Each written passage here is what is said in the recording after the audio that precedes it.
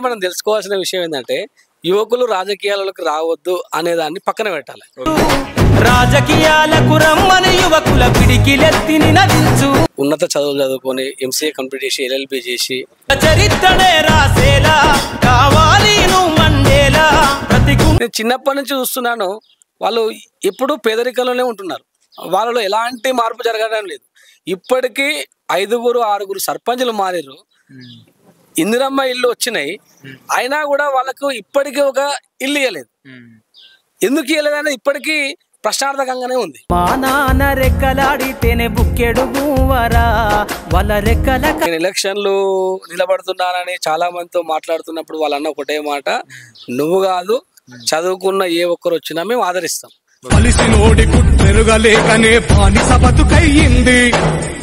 సర్పంచ్ ఎన్నిక అనేది ఇప్పటి నుంచి కాదండి, అది చోళుల కాలం నుంచి ఉంది. చోళుల కాలంలో కూడా ప్రతి ఒక్క గ్రామిణి అనే ఒక వ్యవస్థ ఉండేది. అక్కడ గ్రామిణి అంటే ఊర్లో ఉన్న వాళ్ళందరూ ఒక వ్యక్తిని ఎన్నుకునేది. అప్పుడు మనలాగా బ్యాలెట్ పేపర్స్ లేవు, కానీ అక్కడ ఆకులలో వాళ్ళ సింబల్ వేసి కుండలలో ఓట్లు వేసి ఎన్నుకునే విధానం అనేది చోళుల కాలం నుంచి ఉంది. ఫస్ట్ కొంతమందికే సొంతమైపోయింది,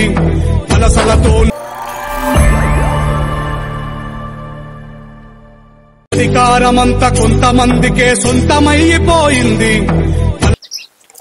నమస్తే ఫ్రెండ్స్, నా పేరు సలీం. మనం కథనం టీవీ నుంచి వచ్చాము. ప్రస్తుతం సర్పంచ్ ఎన్నికలు జరుగుతున్నాయి కాబట్టి మనం పులిగిల గ్రామంకి విచ్చేసాము. ఇక్కడ ఇండిపెండెంట్ అభ్యర్థిగా ఒక స్వప్న అనే ఆవిడ సర్పంచ్గా నామినేషన్ వేశారు. వారి మాటల్లో తెలుసుకుందాం. చెప్పండి మీరు. పులిగిల గ్రామ ప్రజలందరికీ నమస్కారములు. నా పేరు బండారి స్వప్న, మా భర్త పేరు బండారి రాములు. నేను ఎంటెక్ కంప్లీట్ చేసి ప్రజెంట్ ఉన్నత చదువుల కోసం ప్రయత్నిస్తున్నాను. మా భర్త కూడా ఎల్ఎల్బి కంప్లీట్ చేసి ఓయూలో జర్నలిజం చేస్తున్నాడు. పులిగిల అభివృద్ధిలో భాగంగా ఈరోజు మేము నామినేషన్ చేశాము.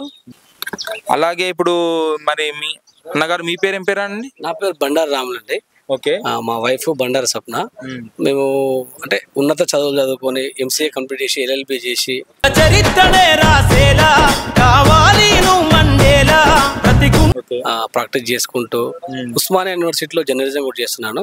తను కూడా ఎంటెక్ చేసింది, ఎంఎస్సీ చేసింది, ఉన్నత చదువుల కోసం ప్రయత్నం చేస్తూ ఉన్నది.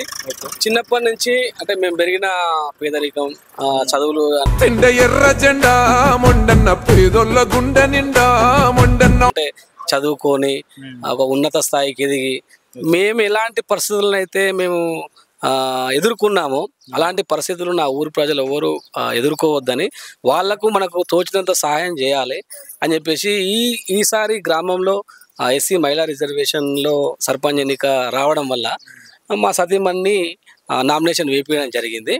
ఈ ఊరిని అభివృద్ధి చేయడమే మా ధ్యేయం. ఈ ఊర్లో ఉన్న ప్రజల కష్టసుఖాలు పంచుకోవడమే మా ధ్యేయంగా మేము ముందుకెళ్తాము. ప్రజలందరూ కూడా మాకు సానుకూలంగా స్పందిస్తున్నారు. ప్రజలందరూ కూడా మాకు ఓటు వేసి గెలిపిస్తారని నేను అనుకుంటున్నాను. సరే అండి, ఇప్పుడు మీరు సర్పంచ్గా పోటీలో ఉన్నారు. మరి మీరు అభివృద్ధి అంటే ఏమన్నా మీకు మేనిఫెస్టో ఉందా? అంటే ఈ పలానా పని చేద్దాం అని ఏమన్నా ఉందా మీకు? ఓకే అండి, ఉంది. ఇప్పుడు ఏంటంటే స్థానిక సంస్థలు అంటే ఒక గ్రామాన్ని కేంద్రంగా తీసుకుని ఒక సర్పంచ్ ఎన్నిక అనేది ఇప్పటి నుంచి కాదండి, అది చోళుల కాలం నుంచి ఉంది.